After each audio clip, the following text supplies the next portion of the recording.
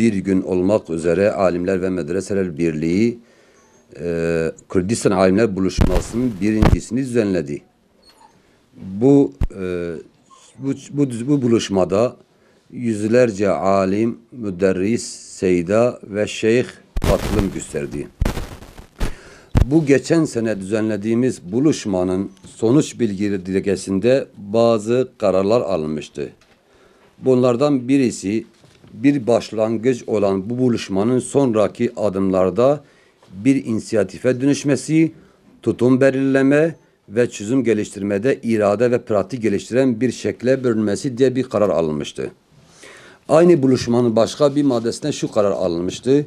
İslam'a dahil olduğundan beri ulemaya pek mühim bir değer ve konu vermiş bulunan Kürdistan halkının yeniden diriliş ve kalkınmasında günümüz uleması da önderliğini tarihte bugüne sorunların çözümü için harekete geçilmeli ve medreseler arasında diyaloglar sıklaştırılmalıdır. Biz geçen sene bu kararlar çerçevesinde çeşitli temaslarda bulunduk. Kürdistan'ın 4 parçasında ulemalarla, müderrislerle görüşmelerde bulunduk ve ikinci bir buluşmanın yapılmasını 22-23 Ekim'de İnşallah karar kıldık. Beraberce bu katılacak misafirlerle, ulemayla, seydalarla karar kıldık. İnşallah 22-23 Ekim tarihlerinde yüzlerce alimin, şeyhin, seydanın, müderrisin katılımıyla bir toplantı buluşmayı düzenleyeceğiz.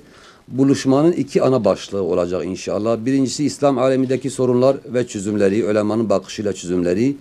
İkinci başlığımız ise özelde Kürdistan'da yaşayan halkların ve Kürtlerin sorunları ve çözümleri, Kürtler için kurtuluş reçeteleri ne olmalıdır?